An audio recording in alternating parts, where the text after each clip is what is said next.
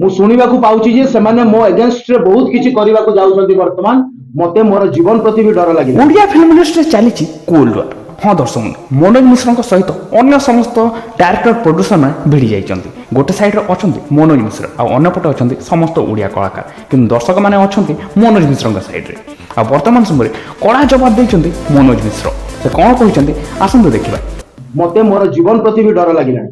ମୁଁ ଆଜି ଆପଣମାନଙ୍କ ସାମ୍ନାରେ ଘୋଷଣା କରୁଛି, ମୁଁ ସେଇ ଲୋକଟାକୁ ବେନ୍ କରୁଛି ଜୀବନ ଯାକ ମୁଁ ତାର ଫିଲ୍ମରେ କେବେ ଅଭିନୟ କରିବି ନାହିଁ। ମତେ କୌଣସି ପ୍ରକାରର ଚିଠି ମୋ ପାଖକୁ ଆସିନାହିଁ। ମତେ ଜଣେ ବ୍ୟକ୍ତି ବିଶେଷ ଟୁଟୁ ନାୟକ ତାଙ୍କ ନାଁ, ସିଏ ମିଡିଆରେ ବାଇଟ୍ ଦେଲେ ଯେ ମନୋଜ ମିଶ୍ରକୁ ଆମେ ବେନ୍ କଲୁ। ମୁଁ ଆଜି ଆପଣମାନଙ୍କ ସାମ୍ନାରେ ଘୋଷଣା କରୁଛି, ମୁଁ ସେଇ ଲୋକଟାକୁ ବେନ୍ କରୁଛି ଜୀବନ ଯାକ ମୁଁ ତାର ଫିଲ୍ମରେ କେବେ ଅଭିନୟ କରିବି ନାହିଁ।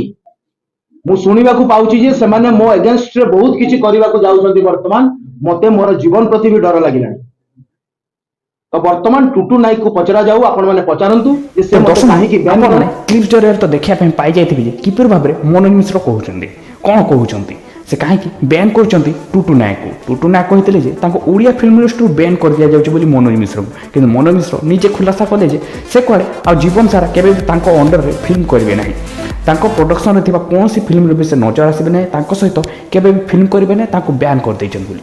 ଆଉ ଏହା ସହିତ ସେ ଆହୁରି ମଧ୍ୟ କଥା କହିଛନ୍ତି ସେ ଓଡ଼ିଆ ଫିଲ୍ମ ଇଣ୍ଡଷ୍ଟ୍ରିକୁ ମିଶାଇବା ପାଇଁ ଚାହୁଁଥିଲେ, କିନ୍ତୁ ତାଙ୍କ କଥାକୁ ଓଲଟା ନେଇ ତାଙ୍କୁ କୁଆଡ଼େ ଲଢ଼ିବା ପାଇଁ ଯାଉଛି। ଆଉ ଏହା ବି କହିଛନ୍ତି ତାଙ୍କ ଜୀବନକୁ ଡର ଲାଗୁଛି ବୋଲି, ତାଙ୍କୁ ହରାଇବା ପାଇଁ, ତାଙ୍କୁ ମାରିବା ପାଇଁ ବହୁତ ସାରା ଚେଷ୍ଟା କରାଯାଉଛି ବୋଲି କହିଛନ୍ତି ମନୋଜ ମିଶ୍ର। ତେବେ ଦର୍ଶକ ବନ୍ଧୁ, ଆଶା କରୁଛୁ ଆପଣମାନଙ୍କୁ ନିଶ୍ଚିତ ଭାବରେ ଭିଡ଼ିଓଟି ଭଲ ଲାଗିଥିବ। ଯଦି ଭିଡ଼ିଓଟି ଭଲ ଲାଗିଲା ଭିଡ଼ିଓରେ ଗୋଟେ ଲାଇକ୍ କରନ୍ତୁ ଏବଂ ଏପର୍ଯ୍ୟନ୍ତ ଆମ ଚ୍ୟାନେଲକୁ ସବସ୍କ୍ରାଇବ୍ କରିନଥିଲେ ଚ୍ୟାନେଲକୁ ସବସ୍କ୍ରାଇବ୍ କରି ପାଖରେ ଆସିଥିବା ବେଲ୍ ଆଇକନ୍ ପ୍ରେସ୍ କରିବାଟା ବିଲକୁଲ ଭୁଲନ୍ତୁନି। ଏହିପରି ଓଡ଼ିଆ ସମ୍ବନ୍ଧ, ଓଡ଼ିଆ ଚଳଚ୍ଚିତ୍ର ଦୁନିଆ ସମ୍ବନ୍ଧ ଟିକିନି ଖବର ସବୁଠୁ ପ୍ରଥମେ ଦେଖିବା ପାଇଁ।